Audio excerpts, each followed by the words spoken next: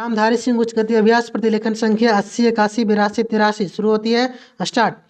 सभापति महोदय, मैं निवेदन करना चाहता हूं कि सबसे बड़ी आवश्यकता इस बात की है कि इन बैंकों में इन नौकरशाहों को न रखकर उनके संचालन के लिए ऐसे लोगों को रखा जाना चाहिए जिसका बैंकों के राष्ट्रीयकरण में पूर्ण विश्वास हो, क्योंकि किसी संस्था में जब उस संस्था को चलाने वाले लोग ऐसे नहीं होते जो संस्था के कार्यक्रम में विश्वास रखते हो, तब तक यह संस्था कभी सफल नहीं हो सकती। मेरा कहना यह है कि हमारे देश में सार्वजनिक उपक्रम जो असफल है उसका सबसे बड़ा कारण यही रहा है कि जितनी भी असफलता हुई है उसका कारण हमारी नौकरशाही रही है। जिस नौकरशाही को समाजवाद में बिल्कुल भरोसा नहीं है उसका सदा बोलबाला रहा है। इसका परिणाम यह रहा है कि एक ओर तो इस देश में छोटे छोटे मामलों में बराबर देरी होती गई है, निर्णय नहीं किए गए हैं, और दूसरी ओर उसके होने वाले लाभों से गरीबों को दूर रखा गया है। पैराग्राफ।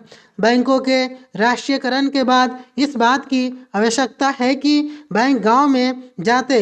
आज तो बैंक एक तरह से शहरों के एकाधिकार हो गए हैं, जिसके कारण वहीं पर सारे उद्योग पनपते जा रहे हैं। शहरों की जनसंख्या बढ़ती जा रही है और अलग अलग तरह की समस्याएं उत्पन्न हो रही है।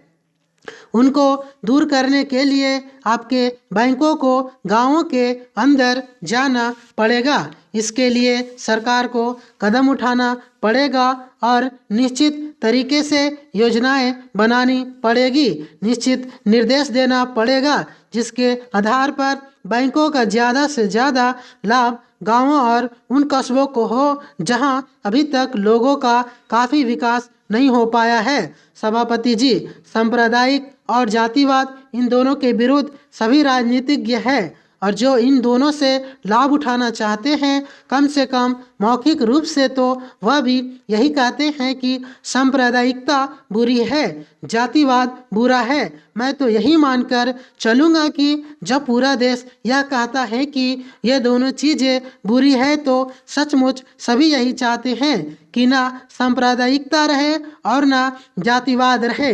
आज भी हमारे देश की राष्ट्रीय आय का 50% कृषि से आता है। हमारे देश के कुल निर्यात के सामान में 70% कृषि उत्पादन की चीज़ें शामिल होती हैं। महोदय, राष्ट्रपति ने अपने भाषण में राजभाषा आयोग की रिपोर्ट के संबंध में कहा है कि हम सदस्यों की राय लेकर भाषा संबंधी कोई नीति घोषित करेंगे। मैं समझता हूं कि भाषा का प्रश्न इतना जटिल नहीं था जितना कि उसको बना दिया गया है। इस जटिलता को लाने में जहां उन लोगों का हाथ है जो सरकार में नहीं है, वहां इसमें भारत सरकार की भी बड़ी जिम्मेदारी है। मुझे वह दिन याद है जब मैं छोटा था और देश गुलाम था। उस वक्त महात्मा गांधी हिंदी के संबंध में चर्चा करते थे और उनकी कृपा के फलस्वरूप और उनके प्रयास के फलस्वरूप सभी प्रांतों में हिंदी की सभाएं खोली गई और वहाँ हिंदी का प्रचार किया गया।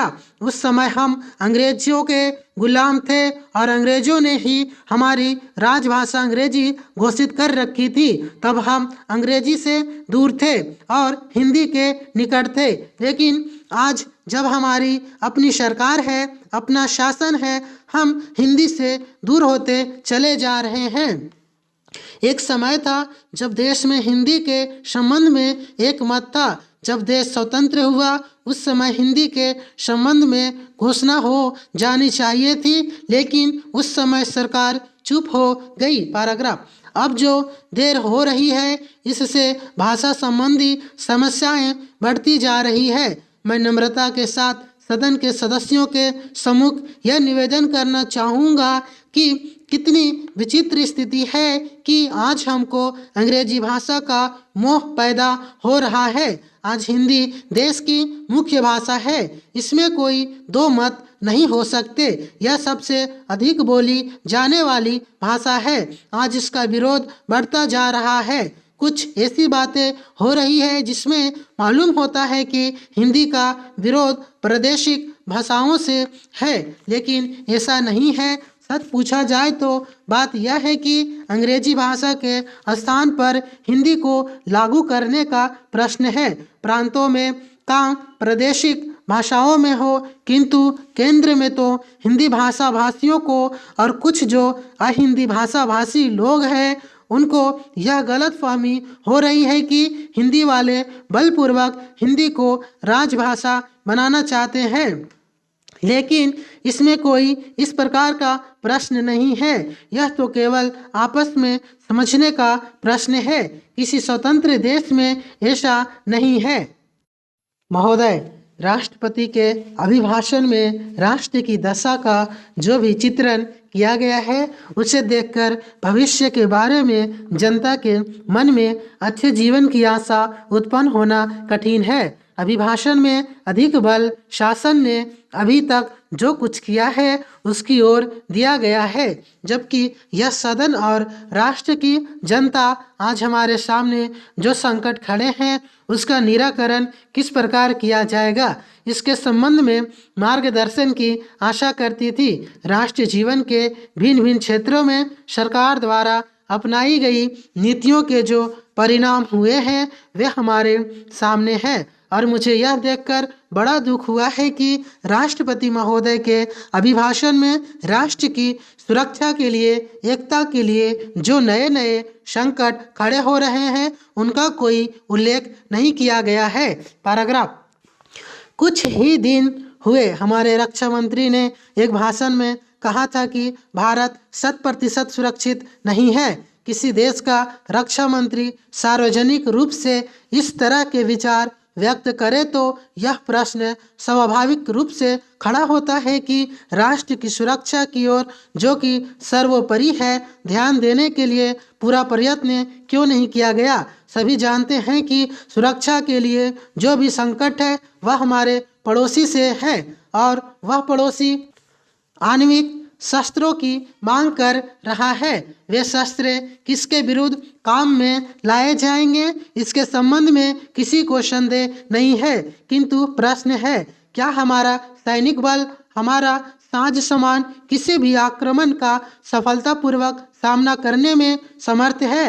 मैं यह स्वीकार करता हूं कि किसी बड़े युद्ध की आशंका नहीं है, किंतु पाकिस्तान के नेता अपनी जनता का ध्यान वहां की गिरती हुई आर्थिक स्थिति से दूर करने के लिए किसी भी समय कश्मीर के प्रश्न पर अंतर्राष्ट्रीय सैनिक हस्तक्षेप को निमंत्रण देने के लिए झगड़ा कर सकते हैं, और कोई भी परिस्थिति उत्पन्न हो देश की जनता इस सरकार से यह आश्वासन चाहती है कि जहां तक पाकिस्तान के आक्रमण का प्रश्न है भारत 100% सुरक्षित है। इस संबंध में सरकार को जनता के मन में विश्वास उत्पन्न करने का प्रयत्न करना चाहिए। जहां तक कश्मीर का प्रश्न है, सरकार किसी भी अन्य विदेशी शक्ति से वार्ता करने के लिए तैयार नहीं है। महोदय, भारत ही नहीं सारी दुनिया आज विज्ञान और प्रौद्योगिकी के द्वारा लाए गए परिवर्तनों के कारण महान परिवर्तन की ड्योढ़ी पर खड़ी है। इन चीज़ों ने लोगों के जीवन को बदला तो है, किंतु केवल ऊपरी तौर पर। आज हमारे पास ऊंची ऊंची और सुंदर सुंदर इमारतें हैं, खेतीबाड़ी के कुछ आधुनिक तरीके भी हमें मालूम है, लेकिन आज हमें एक नए प्रकार के मानव की आवश्यकता है। ऐसा मानव जो विस्तारशील ज्ञान और वास्तविक उच्च जीवन के लिए उपयोग कर सके। मेरे विचार से गांधी जी ने यही करने का प्रयत्न किया, एक मानव निर्माण करने का। मैं नहीं कह सकती कि मनुष्य का स्वभाव जैसा है उसे देखते हुए आज की दुनिया में ऐसा करना संभव होगा या नहीं, किंतु इस दिशा में प्रयत्न करना उपयुक्त होगा, और केवल बुद्धिजीवी ही इस तरह का प्रयत्न और दूसरों का मार्गदर्शन कर सकते हैं। पैराग्राफ। आज दुनिया बहुत छोटी हो गई है और हम अलग अलग खानों में बंटकर नहीं रह सकते। हमें अपने लक्ष्य प्राप्ति के लिए कहीं अधिक एक होकर रहने की आवश्यकता है। हम लोकतंत्र में विश्वास करते हैं, एक तो संसदीय प्रणाली की सरकार के अर्थ में, दूसरे उस तरीके में जिस तरीके से हम अपनी पार्टी में और अन्यत्र काम करते हैं। पर लोकतंत्र रूपी हमारा ताज़ा पानी कभी कभी जातिवाद, सांप्रदायिकता और सामाजिक रीति रिवाजों इत्यादि के सड़ते गड्ढों में बंद हो जाते हैं। आपके पास लोकतंत्र है, आपके पास वोट देने का अधिकार है, या आप अपने विचारों को खुलकर प्रकट कर सकते हैं। इन सब के तब तक कुछ अर्थ नहीं होते जब तक आप इस प्रक्रिया से सामाजिक जीवन में परिवर्तन की नए धाराएं उत्पन्न नहीं कर देते, जो हमारे लोगों के हर वर्ग और स्तर में समा जाए। प्रस्ताव पास कर देना बहुत सरल है, पर उसका कार्यान्वयन करना सरल नहीं। पैराग्राफ। हम जानते हैं कि स्थिति या पद में कुछ लोगों का निहित स्वार्थ हो जाता है और कुछ एक का किन्हीं दूसरी चीज़ों में, लेकिन सबसे बड़ा निहित स्वार्थ है भय, जो जाना पहचाना है। उसे परिवर्तित करने का भय। हम जानते हैं कि अमुक चीज़ बुरी है, फिर भी हम उसे परिवर्तित करने से डरते हैं। लेकिन आज हम इस तरह बड़े बड़े परिवर्तनों के बिना वास्तव में जीवित ही नहीं रह सकते। हम परिवर्तन लाए कैसे? हम लोगों को इस बात का कैसे विश्वास दिलाए कि परिवर्तन आवश्यक है? समाप्त।